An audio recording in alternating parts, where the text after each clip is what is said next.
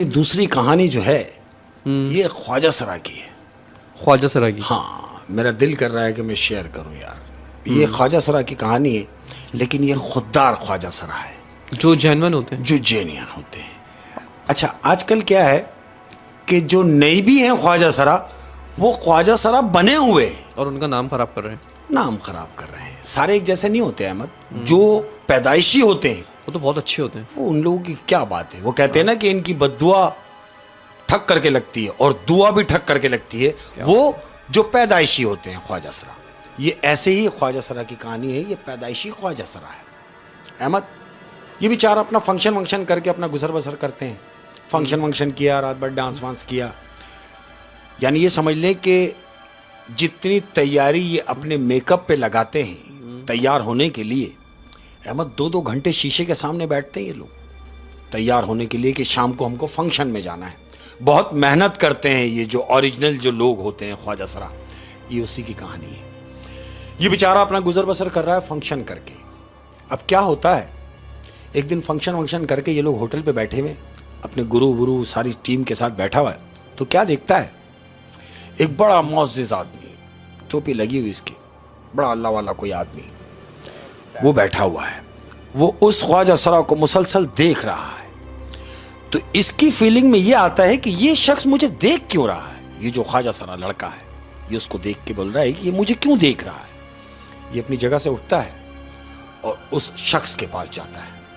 कहता है, क्या देख रहे हैं मुझे? मैं देख रहा हूं कि आप मुझे मुसलसल घूर घूर के देखे जा रहे हैं। कुछ कहना चाहते हैं? कोई काम है? कहें मुझे। तो वो जो आदमी उसको जो देख रहा था, वो उसको देख के कहता है कि मैं ये देख रहा हूं कि क्या कर रहे हो, यानी क्या कर रहे हो तुम अपने साथ। ये नाचना, ये गाना, ये शोर शराबा, ये म्यूजिक, ये सब चीजें कोई अच्छी चीज है? वो कहता है, भाई अगर मैं ये ना करूं तो मैं क्या करूं? कहता नहीं, ये सब नहीं करना है। अरे भाई तुम कुछ और भी तो कर सकते हो, कुछ काम भी कर सकते हो। तो वो कहता है, मुझे काम पे कौन रखेगा?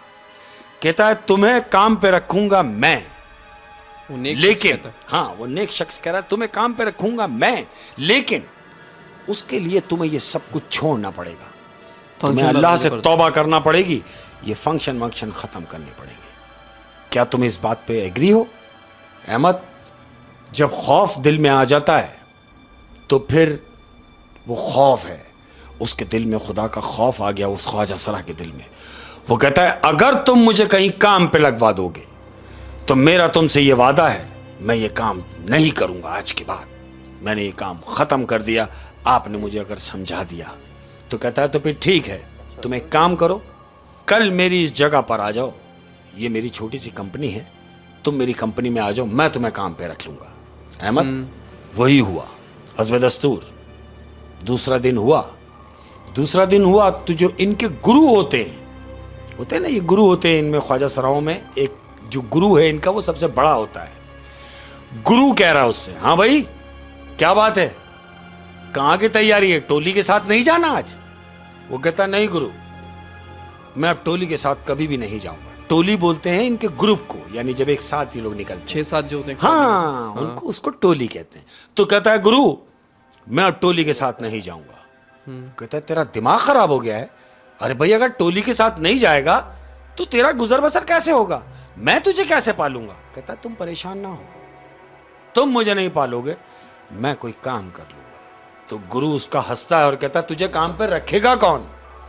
कहता है, मैं आज जा रहा हूं और मैं आज काम पे ही जा रहा हूं। ये बोल के घर से निकला है अहमद, अपने डेरे से निकला है और सीधा गया है उस शख्स के पास जो उसको रात में मिला है।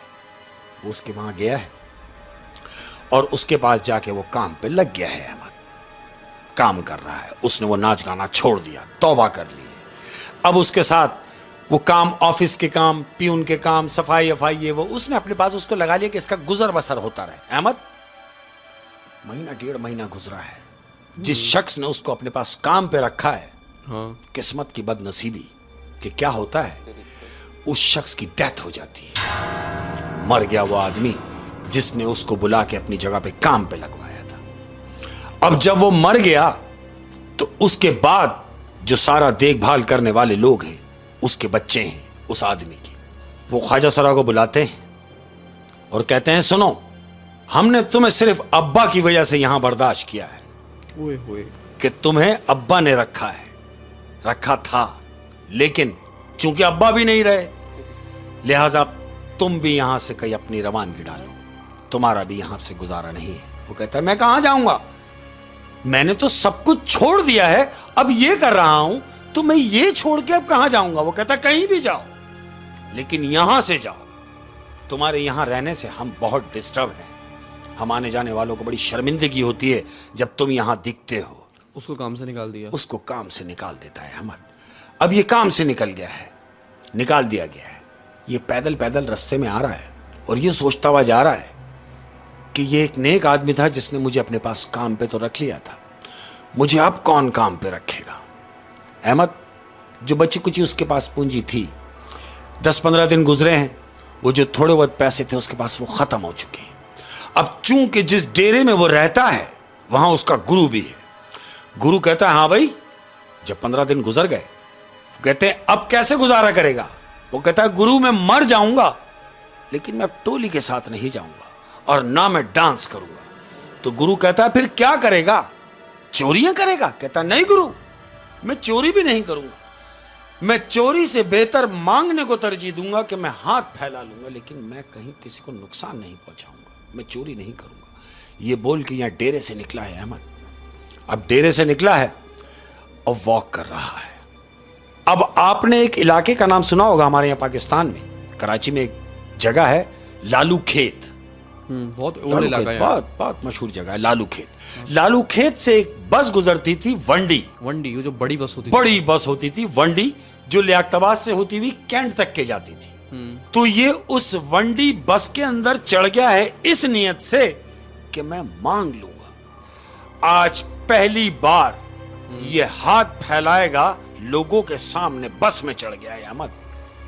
अब जैसे ही ये बस में चढ़ा है अहमद, तो तुम्हें मालूम है अच्छे बुरे लोग सब जगह होते हैं, ये बस में चढ़ा है और इस पे लोगों ने आवाजें कसना शुरू कर दी है। हाँ चंबेली, अरे कहां, रास्ता तो नहीं भूल गई, कहां चढ़ गई, अरे इधर आजा मेरे बराबर में, ये देख मेरे बराबर में सीट खाली है। और ये अंदर पल पल मर रहा है अहमद। क्यों? कि ये खुददार है, खामोश है, और खामोशी से जाके बस पे खड़ा हुआ है अंदर बस में और लोगों से कह रहा है कि देखो मैं मांगने वाला नहीं हूं, मेरी बात को समझो कि मैं मांगने वाला नहीं हूं, लेकिन चूंकि हालात ऐसे हो गए, नौबत मेरी फाकों पे आ गई, मैं मांगू नहीं तो और क्या करूं। क्यों? कि मैं नाच गाना छोड़ चुका हूं, मैं अच्छा कमा सकता हूं, कमाता था, लेकिन चूंकि मैंने तौबा की है मैं नाच गाना नहीं करूंगा, लिहाजा मेरी मदद करो, तुम मेरी मदद करोगे तो मेरा गुजर बसर चल सकता है। तो लोग हैं, ये दुनिया है, वही ताने उसको, चल चल दफाओ यहां से। ओए कंडक्टर को बोला इसको नीचे उतारो यार, कहां बस के अंदर मनुसियत हो रही है, चल बाहर निकल। हकारत से उसको जलील, हकारत से उसको जलील किया है अहमद। अब कंडक्टर ने उसको बोला चल भाई चल चल नीचे उतर, शाबाश, ना तूने किराया दिया ना कुछ और बस में चढ़ा हुआ है, चल नीचे उतर। ये नीचे मुंह करके खड़ा हुआ है अहमद। अब जैसे इसने नजर उठाई है और कंडक्टर ने इसको देखा है तो इसकी आंखों से आंसू बह रहे हैं अहमद। ये रो रहा है ये सोच के कि देखो अगर मैं वो गलाजत वाला काम कर रहा होता तो ना तो किसी की बातें सुनने को मिलती और ना मैं रो रहा होता, लेकिन चूं कि मैं खुदा की राह में निकलना चाहता हूं, मैं उस गलीज काम से तौबा कर चुका हूं, मैं नाचूंगा नहीं। अहमद ये रो रहा है और रो के कंडक्टर से कह रहा है कि मैं आगे उतर जाऊंगा। वो कहता है ठीक है, इधर से हट, जगह छोड़। अहमद उसको बस में से उतारते उतारते, धक्का देते देते उसको पिछले गेट तक ले आया है ये कंडक्टर। अब जब पिछले गेट के पास आपने देखा होगा कि पीछे बस में एक सीट होती है, जो लंबी सीट होती है, सबसे बड़ी सीट जो होती है, सबसे बड़ी सीट जो पीछे होती है। हाँ। कंडक्टर ने उसको बोला कि देख खड़ा नहीं होना, आप बिल्कुल कोने में जाके आराम से बैठ जा और जब तेरी जगह आए तो तू उतर जाना। कहता हाँ मैं उतर जाऊंगा। अहमद ये कोने में जाके चुपके से बैठ गया है, ऐसा जैसे इसने कुछ चुराया हो। खामोश बैठ गया है और हस्ब दस्तूर पूरी बस से उसको ताने मिल रहे हैं और वो सुन रहा है। लोग कह रहे हैं क्या बात है, तेरे रात का काम खत्म हो गया जो तू दिन में भी काम शुरू कर दिया है। वो अल्फाजों से उसको नवाजा है और वो अपनी सीट वो कोने में बैठ के और हिचकियों से रो रहा है अहमद। अब जब उससे बर्दाश्त से बाहर हो गया तो ये एकदम खड़ा हुआ है और कहता है रोको, बस को रोको। बस रुकती है, कहता मैं यहीं उतर जाऊंगा। अहमद ये बस से उतर गया है, बस से ये नीचे उतरा है। कंडक्टर ने डबल करके बस को इशारा किया है कि डबल है उस्ताद। बस फिर चल पड़ी, बस चली गई। अहमद ये उतर चुका है। अब क्या होता है, बिल्कुल लास्ट में जब फारिग होने के बाद, जब ये कंडक्टर ड्राइवर जब रात में जब गाड़ी बंद करने लगते हैं, हिसाब किताब करने के बाद, खाना वाना खा रहे हैं, खाना वाने के बाद ड्राइवर कह रहा है कंडक्टर से कि देख भाई बात सुन। बोले हाँ उस्ताद। बोले जाके बस की सफाई कर दे, बिल्कुल साफ करके डीजल वीजल मार देना उसमें। बोलता हाँ ठीक है उस्ताद। ये कंडक्टर उठा है, बस की सफाई कर रहा है ब्रुश से, पूरी बस साफ करता हुआ आया है अहमद। अब जानते हो जैसे ही वो पिछली सीट पर आया है सफाई करते हुए, तो क्या देखता है कि वही ख्वाजा सरा जो बस रुकवा के उतर गया था, वो ख्वाजा सरा की डेड बॉडी उस पिछली सीट पे पड़ी हुई है। इसने उसको देखा, जैसे उसको हिलाया तो वो गिर गया, क्योंकि वो तो लाश है, वो उसकी डेड बॉडी है अहमद। ये चीख के भागा है, कहां?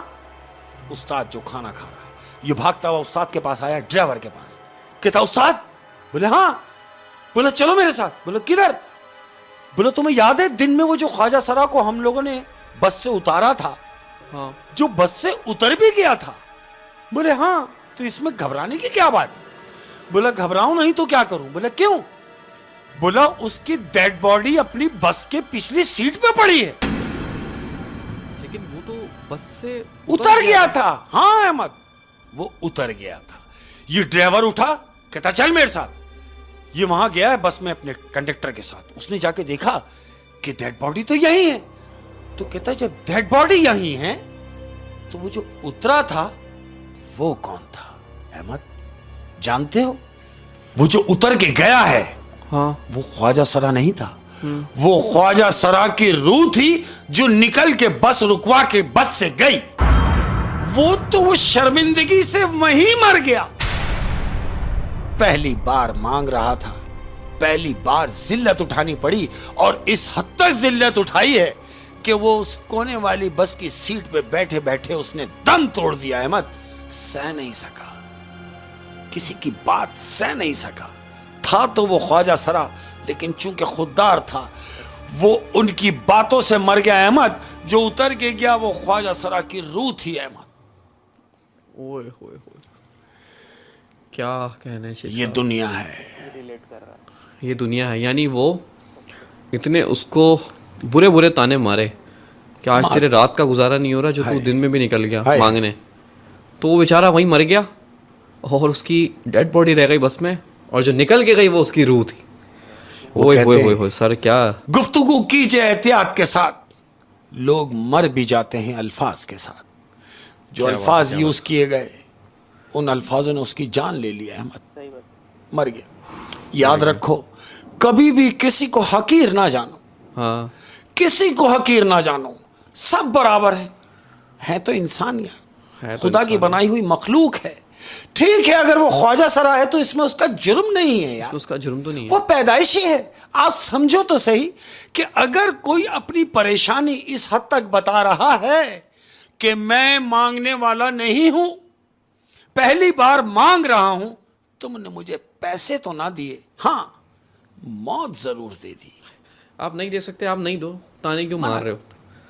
हाय हाय हाय शेख साहब, बहुत बहुत शुक्रिया, बहुत बहुत शुक्रिया इतनी जबरदस्त कहानियां सुनाने के लिए। जिंदगी में हाँ, एक चीज का ध्यान रखना है यार, जितने भी सुनने वाले जहां से भी जो भी लोग हैं, मैंने अभी कहा कि किसी को हकीर ना जानो यार। और अगर कोई परेशानी अपनी तुमसे शेयर कर रहा है अरे अगर कर सकते हो तो कर दो ना उसके लिए, और नहीं कर सकते तो ऐसा मत करो कि वो जी भी ना सके और मर भी ना सके। इसका भी हाय हाय हाय, क्या बात है, क्या बात है। बहुत बहुत शुक्रिया शेख साहब, बहुत बहुत शुक्रिया। और शेख साहब आज काफ़ी इमोशनल हो गए। तो ये है कि शेख साहब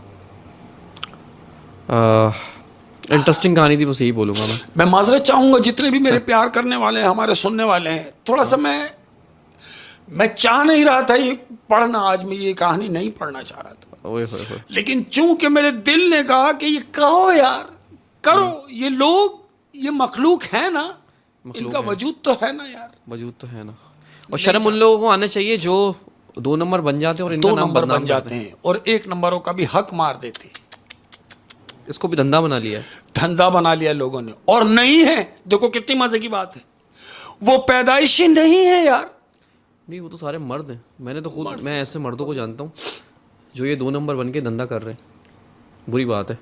खैर खैर खैर खैर। और शेख साहब बहुत बहुत शुक्रिया आपकी आमद का, और इस स्टोरी को लेकर जो भी आपके दिल में राय है वो कमेंट में ज़रूर बताइएगा, और अपना ढेर सारा ख्याल रखिएगा। हमें इंतज़ार रहेगा, हमें इंतज़ार रहेगा। और जाते जाते अपने प्यार करने वालों से मैं एक दफ़ा फिर माजरत चाहूँगा कि मैंने, हो सकता है आप सुने, आप भी इमोशनल हो जाएं, लेकिन ऐसा कुछ नहीं है। सोचना ज़रूर। और तमाम बच्चे जो हैं, मेरी बात को, इस बात को गौर से सुने, जितने भी बच्चे हैं, अगर तुम्हारे वालिदैन तुमसे खौफ खाकर अगर कोई बात ना कर सके, हाँ। तुमसे डर कर अगर कोई बात ना कर सकें, और तुमसे डरते हैं तुम्हारे वालिदैन, तो याद रखो तुम दुनिया में सबसे बड़े गलीस आदमी हो कि अगर तुम्हारे वालिदैन तुमसे डरते हैं, तुमसे बड़ा कोई जहन्नुमी नहीं। ध्यान रखो, ख्याल रखो, ख्याल रखो अपने माँ बाप का। अस्सलाम वालेकुम व रहमतुल्लाहि व बरकातहू।